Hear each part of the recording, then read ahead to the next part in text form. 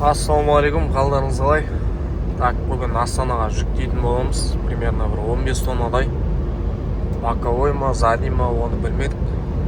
Арғасын көреміз. Үйде 2-3 күн жатып, сәл-пәл тұмауратып қалдық. Соны енді дәрімізді ішіп, сонымен ақырын емдеп жатырмыз. Жата беруге де болмайды, жұмыс істеу керек. Бұйырса бүгін тесік, кешке ма таңертең ба шатшамыз, алла бұйырса. Мынандай жерден анау апалқылар дейді, соны тиетін боламыз.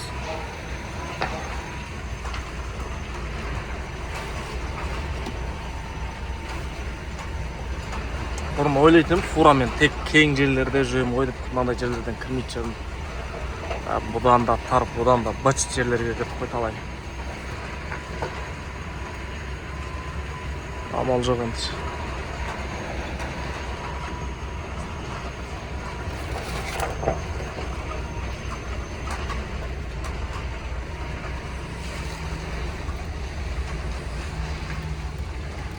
Анау екен ғой, жиналып тұрған апалқылар.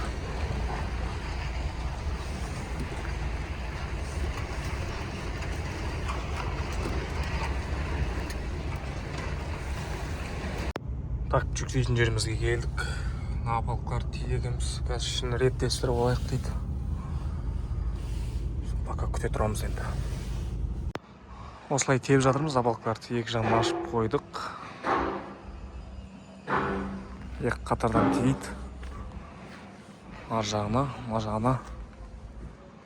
Алдында ағаш дегенбіз, соның несі оны.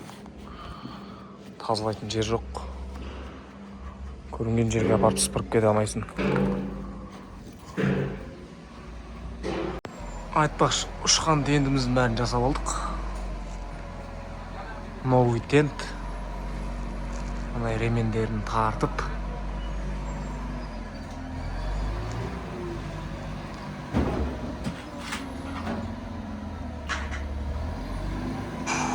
Ананы әрең дегенде тиеп бітті. Енді ғана әрең байлап болдық, шаршап кеттік қорсын. Так, үй жаққа келдік.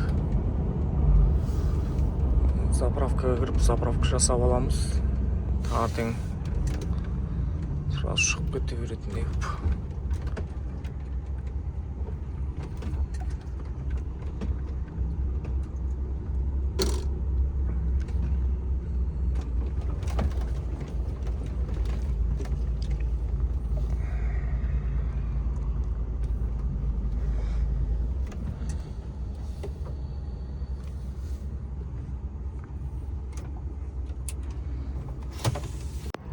Қайырлы таң, жолдастар.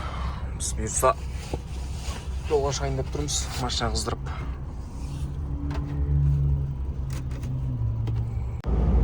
Бакатқа түстік. Бакатпен кетіп барамыз. Қапшағай арқылы жаңа жолмен баратын боламыз. Бұрынғы ескі анау ауыл-ауылды аралап бүйтіп шығатын ондай жолмен жүрмейміз қазір. Қапшағай мен Астананың жолдары қосылып кеткен.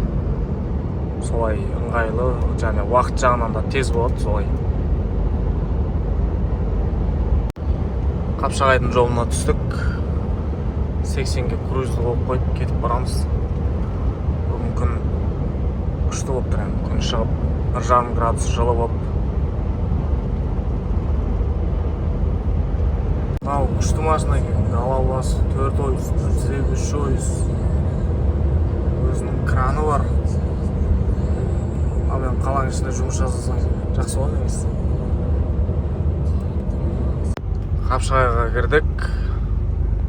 Біреулер бір ай бойы 80 мың теңгеге жұмыс жасаса, біреулер 80 миллион теңгеге бір түнде құмарын қадырғанша карта ойнайтын жері.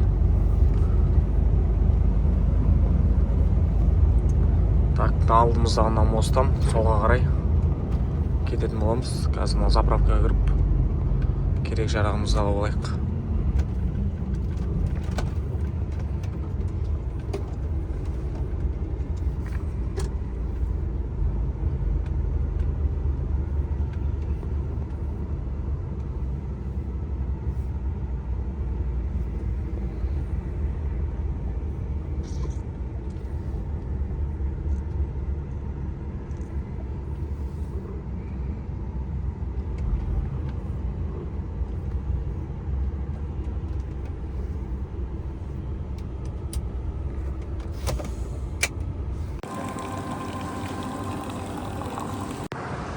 Погода күшті болып тұр бүгін. Асан тұр анау бір жуу керек еді. Астана жақ қар қойды енді сонымен жуған жоқ.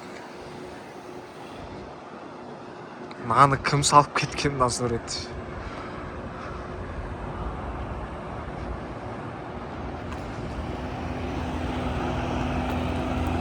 Қарағанды 978 километр.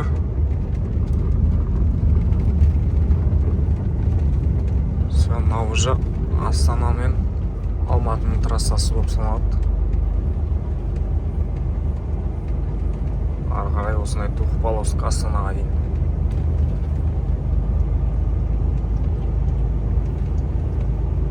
Осы жол дұрыс болды, бұрынғы ауылды аралап жүретін жолға қарағанда. Тез барасың.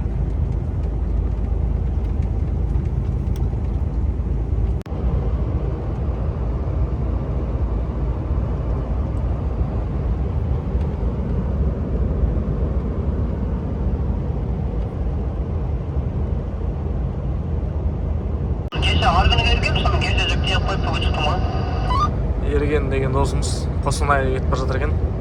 Бірге кетіп барамыз енді. Астанаға дейін бірге баратын боламыз.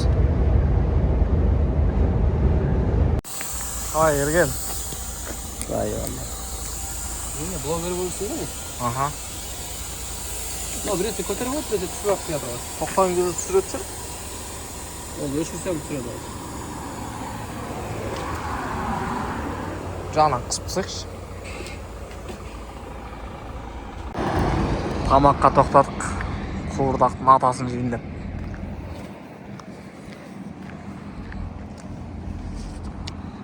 Қан жеңілді 11-ші кафеде қуырдақ күшті.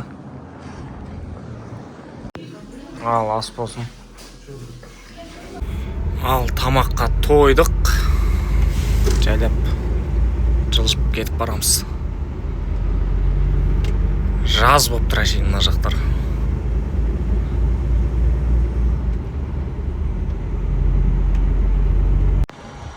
Баллондарымызды бір қарап алдық.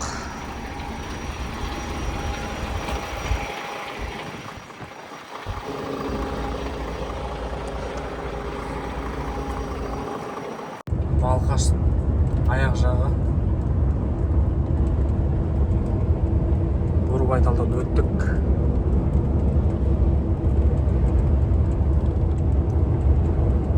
Градус жып жылы болып тұр. Апалкының іші қар болған ғой, сол қар тоқтамай ағып жатыр ғой. Балқашқа бір 20-30 километр қалып Гүлшатқа келдік. Так, жолдастар, Алматыдан құйған 300 литр соляркамыз бітті, Қызылжанды Ақшатаудамыз. Осы жерден заправка жасаймыз. Сонымен Қарағандыға жетіп, Қарағандыдан тамақ ішіп, сол жақта ұйықтап, дем алып, таңертең ары қарай кетеміз.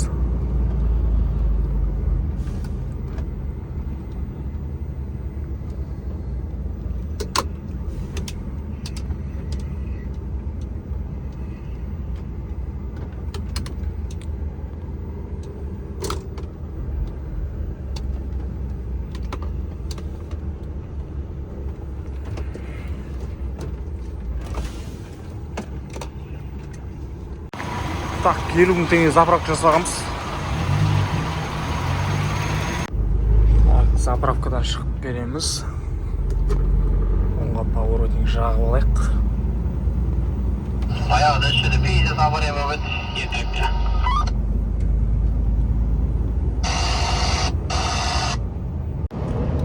Тұман басталды. Қарағандыға жақындаған сайын.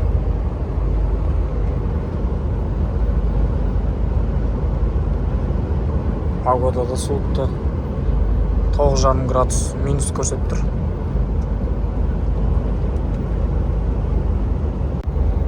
Так, ең алғаш рет дальнобойға, осы фураға қалай келгенім жайлы айтайын. 2023-ке дейін әртүрлі жұмыс жасағам.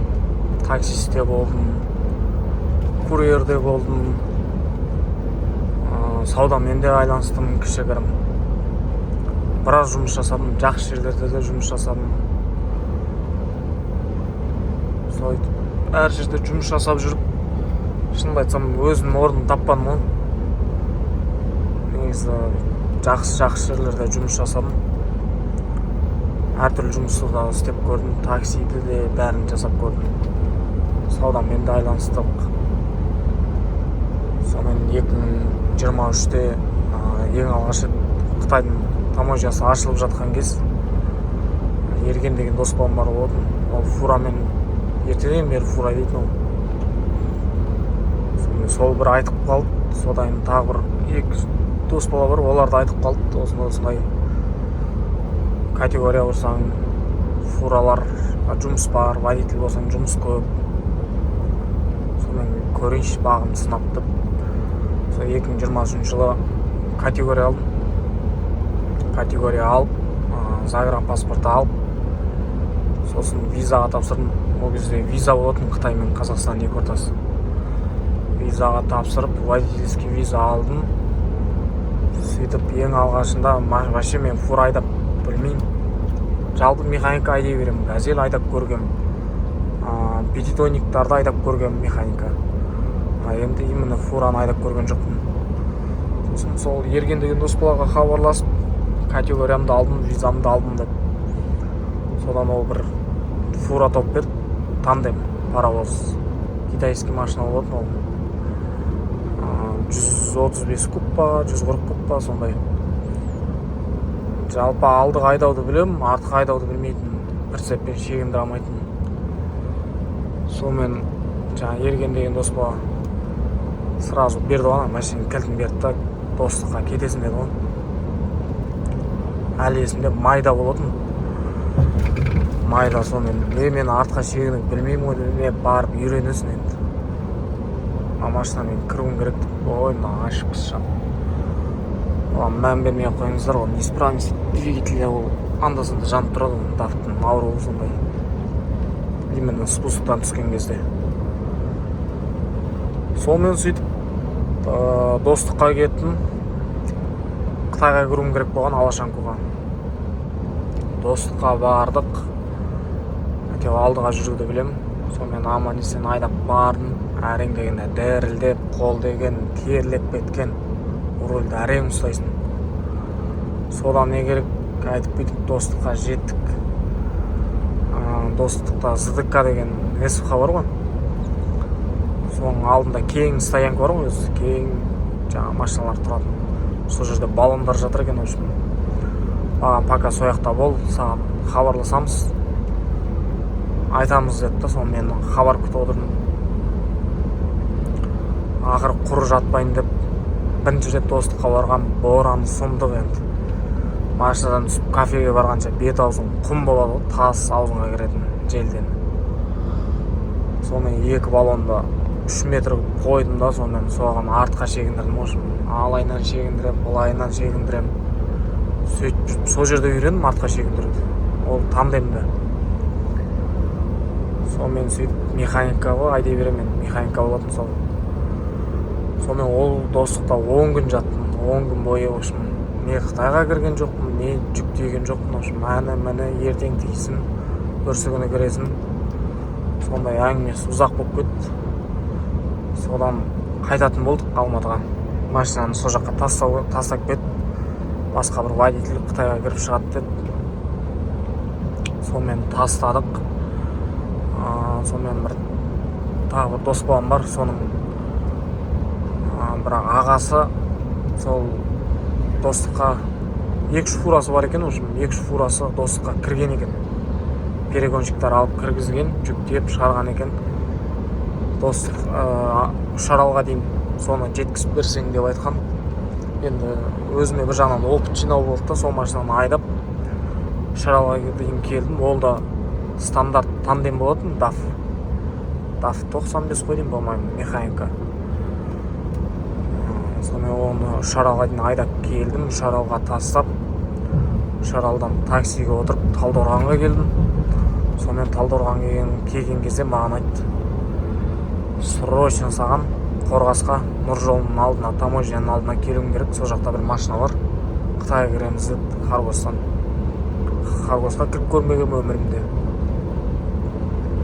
Сонымен дос балам мен де бармын. Мен өзім машинаммен кіремін, сен анама екінші машинаны айдап кірсең болды деп.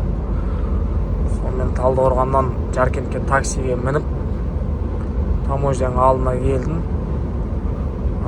Квадрат Volvo механика. Тоже 130 куб стандарт. Сонымен кірдік Қытайға. Ең алғаш рет жаңбырлы түн болатын әйтеуір. Түн болды әйтеуір Қытайға кірем дегенше.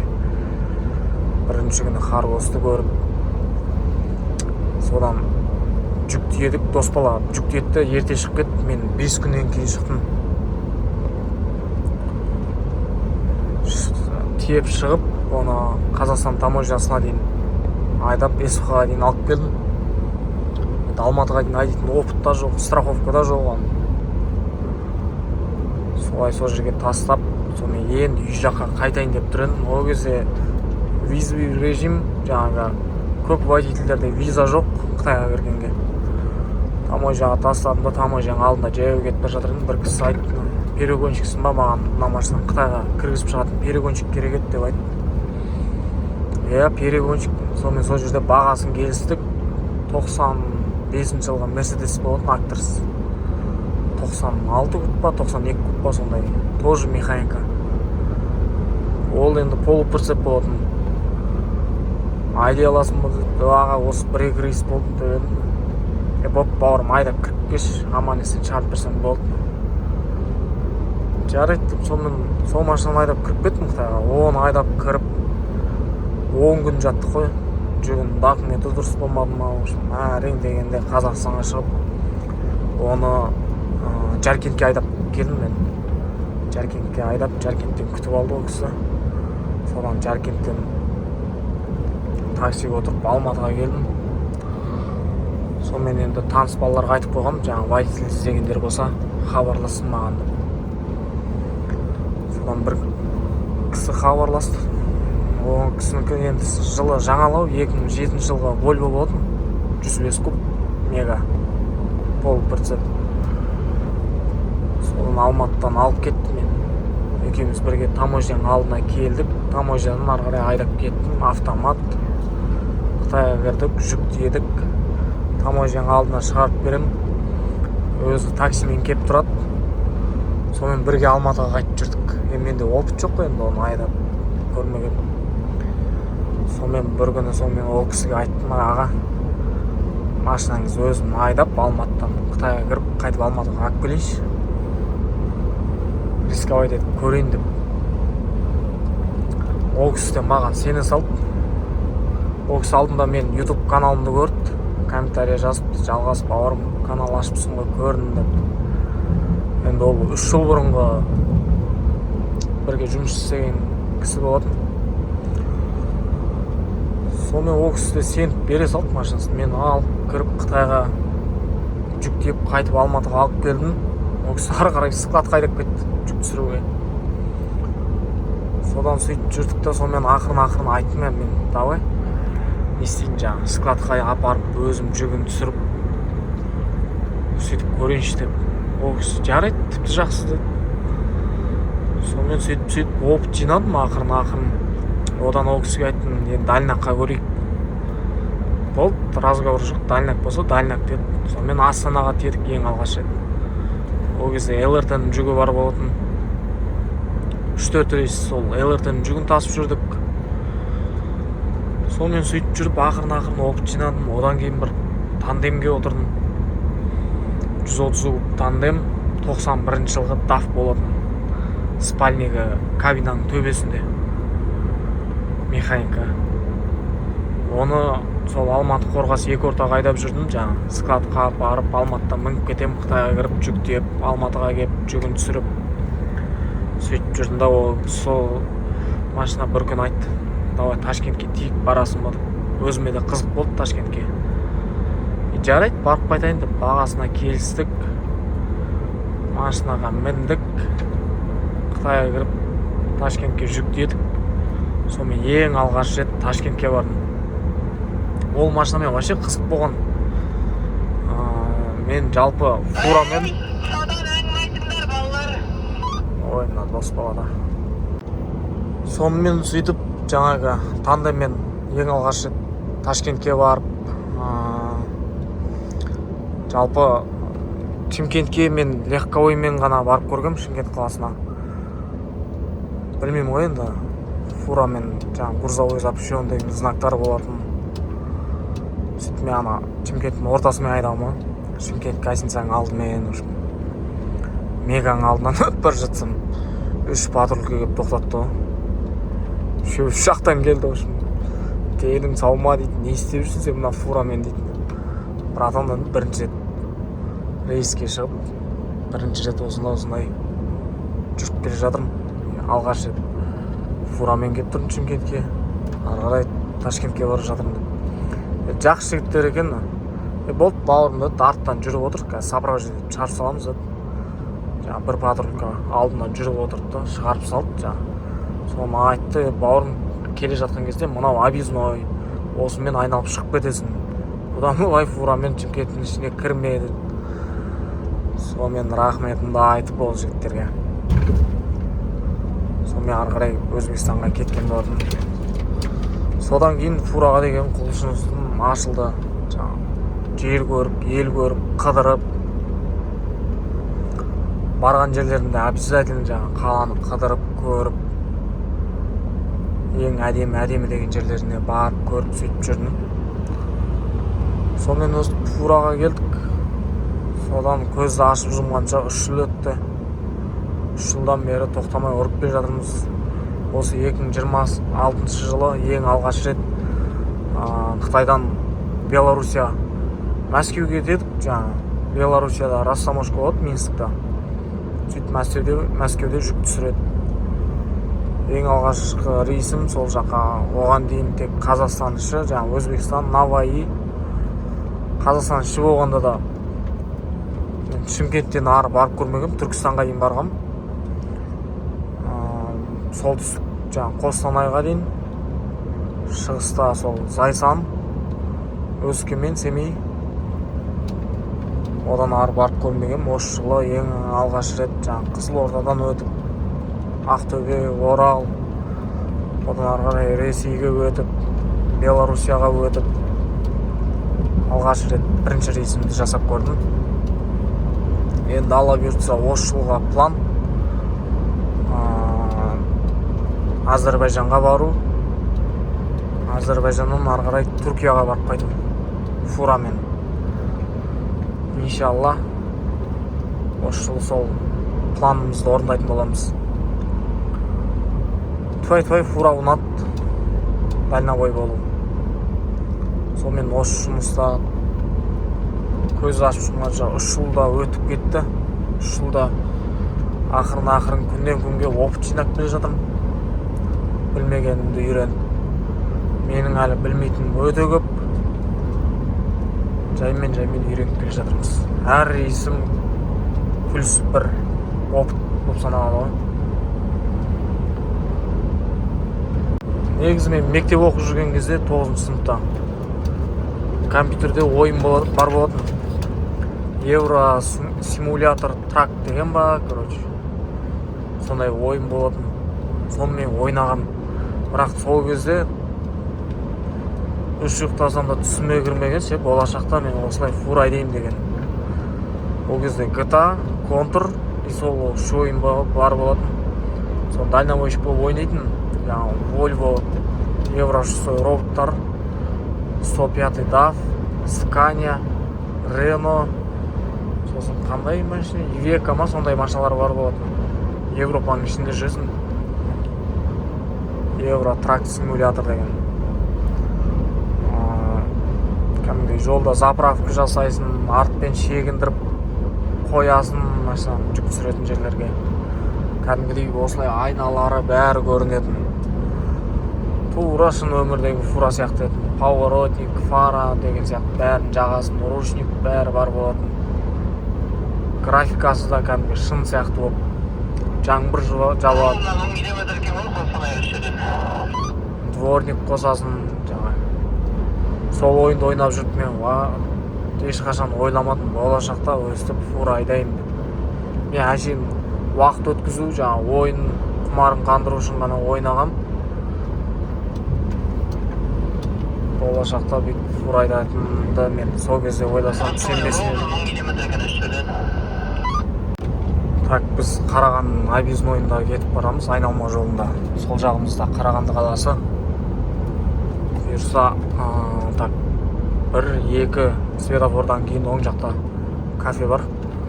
Соған тоқтап, тамақ ішіп, сол жерде ұйықтап, демалып, таңертең ертерек тұрып, әрмен қарай жол жалғастыратын боламыз. -4 градус кішкене жылыды күн. Қар әлі таулау болып тұр ғой.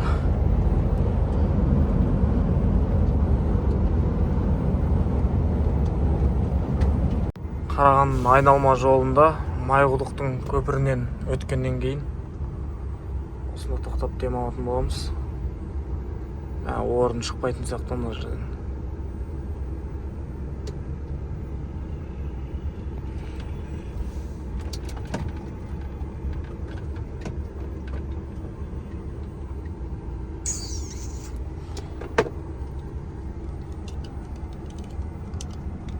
Жоқ па орын? Мына жақта жолма бірдеңе тұр ғой, машиналар өтетін сияқты ғой. Айналмай ғой. Сол көздеріңге қоя сал. Осылай қоямыз енді, басқа вариант жоқ. Екі арыз шығып тұрған шығар жолдан. Жолдан өтеді, машина өтеді.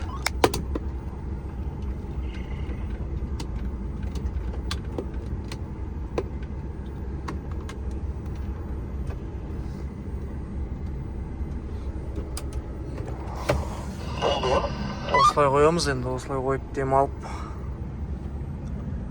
таңертең жолға шығамыз. Тамақ жеп құрсын.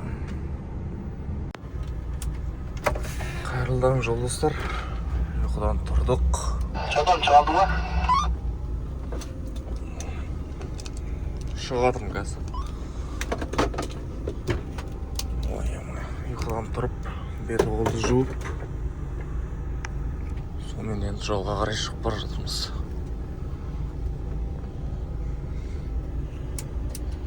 Түнде тамақ жеп па деп едік, кафе жабық екен, түнде біз келсек. Сонымен енді таңғы ас жеп десек, дәл жабық қой. Сағат 7:30.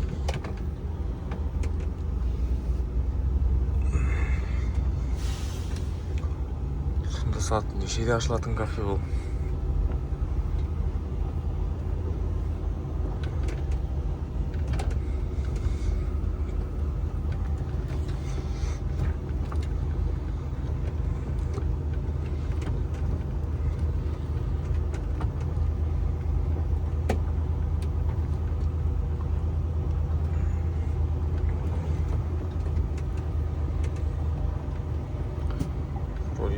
Бұрындары ғой, кешкісін өтіп бар жатып тамақ іше салатын обедте мына кафеде.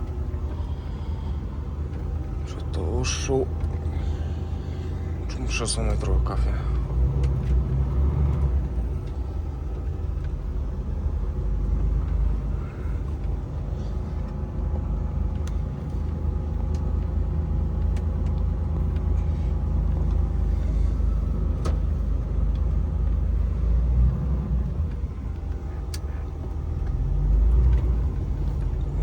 Солай айтып отыр.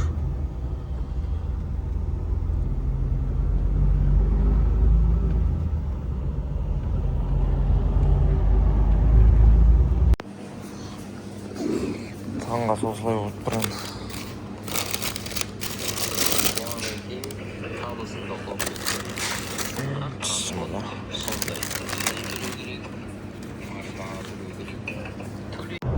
Сәл боран басталды.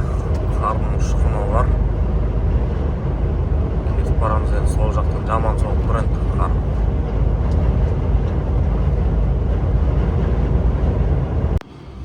Астанаға жеттік. Ақылы жол төлейтін терминалдан өтіп, Жібек жолы деген ауылда тұрмыз. дос бала заправка жасап жатыр, соны күтіп тұрмыз. Сонымен ары қарай мен жүк түсіретін адреске барам. Дос балам ары қарай Қостанайға кетеді. Айтып кетіп жеттік әйтеуір. Сағат 10:30 болды. 7:30-да шыққанбыз Қарағандыдан. Так, айналма жолға шықтық. Астананың Объездойына. Объездной арқылы қаланың ішіне қарай кіретін боламыз. Леви берікті екен, сол жақ жағалауда. Астанада даму деген паркке кіреді екенбіз. Сәл қиындау екен кіретін жері. Алдымыздан күтіп алып, жаңа фура кіретін жері болады. Сонымен ғана кіресін дейді, күтіп аламыз дейді. Картамен жіберген жермен сразу келсең кіре алмайсың дейді. Сонымен күтіп алатын жеріне барамыз. Сол жақтан әрімен қарай артынан ілесіп жүріп баратын боламыз. Мынау көше грузовой запрещен екен, басқа вариант жоқ. Кіріп бара жатырмыз. Получатель озамыздан бәрі кіріп жүр дейді. Алдымызда 200 самосвал кіріп кетті. Пока жүре береміз енді.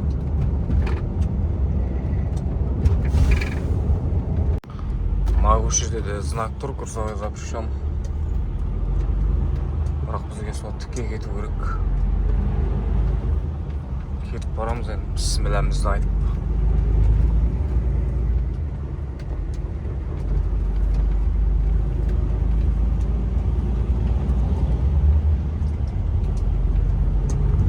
Бізде андай накладнойда, ТТН'да егерде қаланың ішінде адрес жазылған болса, онда знакқа қарамай кіруге болады. А енді накладнойда просто Астана деп қана жазып тұр. Сол себепті біздікі заңсыз болып саналады. Не деген үйлер, не деген... Через 350 метров на светофоре поверните налево. Қараңдаршы бар аталары. Қоршаумен кімдер тұрады сонда бұл жақтан? Сол жағында да сондай. Керей Жәнібек деген көшемен кетіп барамыз. Орып кетіп бар жатыр қой. Баяғыда мынау тұрған Пекин Палас бар ғой, соған барғам, Қытайдан жүк алдық.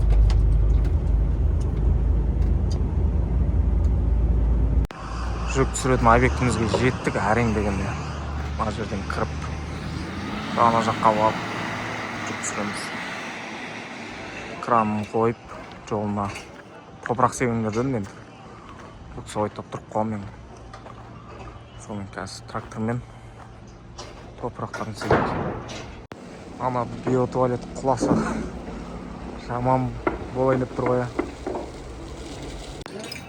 Жүк түсіруге жатырмыз. Мынандай кранмен. Кранға қарап тұрсаң көш айқалып тұрған сияқты, жайлап қорқынышты екен.